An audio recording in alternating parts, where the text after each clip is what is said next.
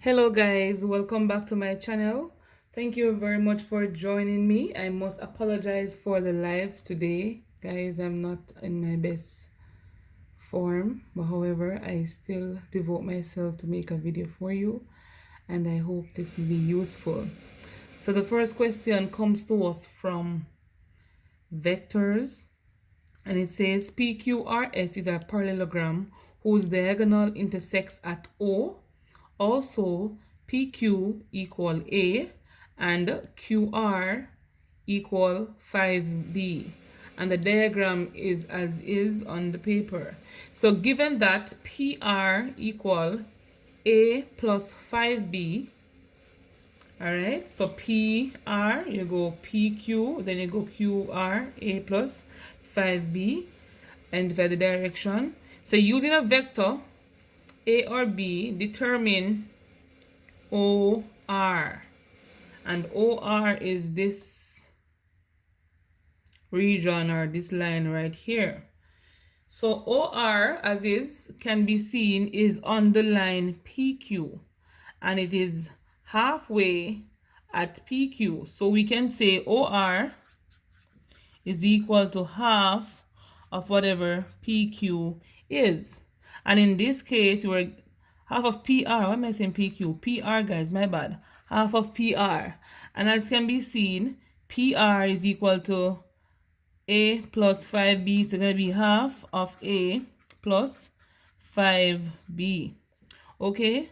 And so half A plus 5B is at C. And there we go for our answer. I hope you guys understood this one. I'll be coming the next time with a midpoint question. I couldn't find one as we speak. So the next question says, if 2x minus 5 divided by 3 is equal to 4, then y is equal to, so you basically ask to solve for y here. We know they're dividing, so we're going to be multiplying by 3. So this 3 cancels this one, so 2y minus 5 is equal to 12. Need to find the value of y. 5 is subtracting, so to add 5 to both sides because it's a negative 5. We're left with 2y is equal to 17. They're multiplying here to find y. You divide by the number in front of it, which is 2. And so y is equal to 17 over 2 or 8.5. And there we go for our answer. It's at B. Alright guys, so these questions are very simple, as we know, integers and how to solve equations. And I hope it was okay for you thus far. Next question. 6 times 4x minus y, in bracket subtract 3 times, or negative 3, same things, times 5x minus 2y. So what we do here, guys, is to distribute whatever is outside to whatever is inside of the bracket using the distributive law. So 6 times 4x is a 24x. 6 times negative y is a negative 6y. Negative 3 times 5x is a negative 15x. Negative 3 times a negative 2y is a positive 6y. Okay? And so we group like terms, so 24x minus 15x is equal, why am I saying that? Minus 6y plus 6y. 6y plus minus 6y cancels, so 24x minus 15x will give us 9x, and that's our answer. Alright guys, let's move on to the next question. It says, which of the following relation is a function? One thing we need to know for it to be a function, f of x, let me not say f of x. For it to be a function, the x value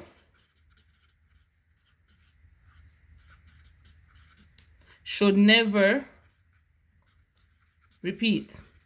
Okay? So once you see one x value having 2 arrows going from it, you know that is not a function. So right here, we see 2 arrows going from the x value, so that's not a function. Up here, we also see that two arrows going from one x value, so it's not a function. On this side, we only see 1 to 1 here, but we saw that it had more two different x value have one y value, which is also possible. So that is a function.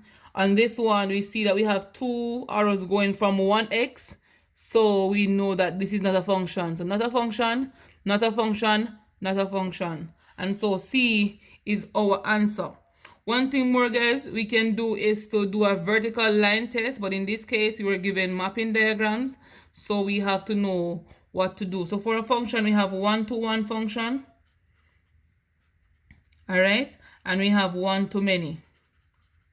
Okay, that means you have one x value going to many y values and one x value going to one. So we have two types of function that we know. Okay, and those are the ones that we use. The next question comes to us from translation. It says the point -3, 8 is translated by a vector to -5. The coordinates of its image are, so translation, you know, the object plus the translation vector is equal to the image. All right, so the object here is -3, 8, and the translation vector is 2, -5. So let's add them to get our image. So -3 plus 2 is a -1, 8 plus -5 is a +3, and so -1, 3 is our answer, and that's at B. Okay, guys, these are things you need to remember because it will not be given on the multiple choice answer sheet, formula sheet, so you have to know them. All right, let's move on to the next one. And remember, guys, whatever I'm doing you don't understand, just leave me a comment in the comment section below or reach me on Instagram and I'll be happy to assist you. All right, so if A equals 7, 5 and B equals 3, 2, then A minus B equal, this is a very simple one, guys. You basically take the value of A, the value of B, subtract them, and you find your answer. All right, so 7, 5, subtract 3, 2. 7 subtract 3 is 4, 3 subtract 5 subtract 2 is 3, and so the answer is 4, 3. Okay, guys, if they had a number in front of it here, you'd have to multiply the number by whatever is in the bracket first, and then you simplify. All right, and that's what we call scalar vector. Okay, so bear these simple things in mind, guys, and I hope these are useful. The next question comes to us from pie chart angle, observing angle sector and the total amount or the total proportion. And so it says the pie chart, I hope you can see it. The pie chart shows the favorite games of 900 spectators. So they're asking how many spectators preferred cricket. So here we have judo, cricket, football, lawn tennis, and karate. They gave us some degrees, some angles for each of them except from karate. So we know that angle here represents a 90 degree for cricket. That's 84, 76 for lawn tennis. Judo is 40 degrees. So here, how many spectators prefer cricket? We know that will be the observed portion times the total amounts observed angle. At cricket it's 90, so it's 90 over the 360. Why 360? Because 360 degrees make a complete revolution, and those are the angles in a particular circle. All right, or in any circle. So 90 over 360 times the observed portion here would be 900 people or 900 spectators. Okay, let's simplify. So we can say 90 into 90 goes 1 into 360 goes 4 times. 4 into 900 will give you 225. So in all, 225 spectators preferred cricket. 4 into 9 goes 2 times, remainder 1. 4 into 10 goes 2 times, remainder 2. 4 to 20 goes 5 times, and that's how we got the answer. So 225 for that one. The next one says if a spectator is chosen at random, the probability that he likes karate is. So we need to know what portion of the sector of angle, the sector angle or the sector what represents karate. We know everything adds up to 360. So what we have to do, guys, is add up 40 plus 90 let me put it right here. So 40 plus 90 plus 84 plus 76 plus the unknown equals to 360. Add everything and find the 360, the value on this side. So everything should come, x is equal to 70. All right, and so to find the probability of any event occurring, it's going to be the probability of the favorable outcome over the sample space. Okay, and so the favorable outcome here will be karate, which is 70. So it will be 70 over the total amount, which is 360. All right, if you cancel these two zeros, you get 7 over 360 over 36, my bad, for your answer. Feel free to pause the video, guys, if you don't understand what's going on, and see if it is better that way for you. And if I'm going fast in this video, let me know in the next one so I can do better. The next question comes to us from measurement. It says, the diagram above shows cylinder with diameter 3 centimeters and height 20 centimeter. The volume in centimeter cube of the cylinder is, so we know the volume of cylinder is equal to the area of the cross section. And that's the area that you're seeing repeating twice. The cross section times its height. And so area of the cross section here would be the circular part. And so that's pi r square times height. So volume is equal to pi. We won't touch pi because pi is in the answer. That's very important to know. So write back the pi. R, the radius. Hold on. Pi times the diameter. So the radius here will be 1.5. I don't think our answer is here. I don't know why they gave us this question. Hold, guys.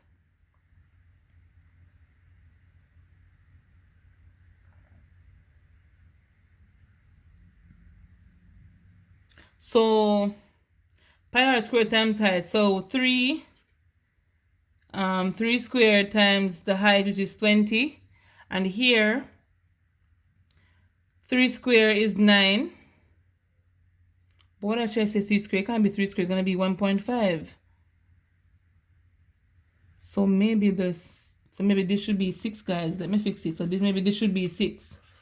So let's say the diameter is 6. Because that must be maybe it's my fault. So diameter is 6, guys. So it's gonna be pi times 3, because diameter divided by 2 is equal to the radius. So pi times 3 squared times 20. 3 squares is 9. 9 times 20. 9 times 2 is 18. So that's 180 pi. And so A is indeed our answer. So maybe I wrote this 3 instead of 6. I don't know. But my bad, guys. So volume is equal to 180 pi. All right, let's move on to the next question. The coordinates of the point Q are, so we're given this this triangle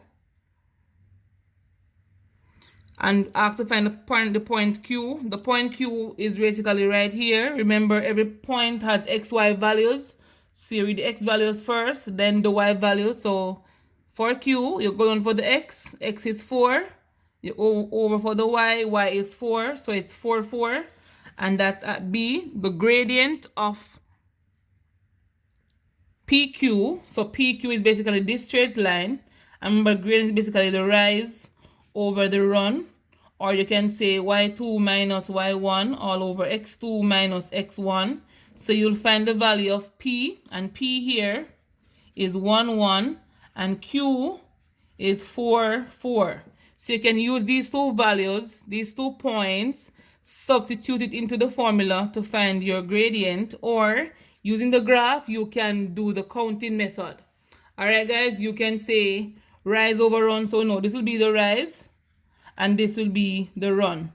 You can have positive going up, negative going down, positive to the right and negative to the left. Okay, so for this case, we're gonna go run. So it's gonna be 1, 2, 3, 4, 5, 6 and 4. What am I saying? 6. What is wrong with me today? Let's go again, guys. So the scale here is different. So this is 0, so that's 1, that's 2, that's 3. So it's going to be 3 for the run, and the rise we have 1, 2, 3, and 3 for the rise. So 3 over 3 is equivalent to 1. The next question says the equation of the line PQ is, so PQ, guys, is right here. How to identify the equation of the line is basically seeing that the gradient of the line is the form y equal mx plus b mx plus c. For this one, you realize that the points are saying 1, 1, 2, 2, 3, 3, 4, 4. So you can look at the line here, guys. Observe the points to see if they're equal to each other. That means x is equal to y. All right. Or you can go ahead and find the value of b by using the gradient you're given and any point to find the value of b.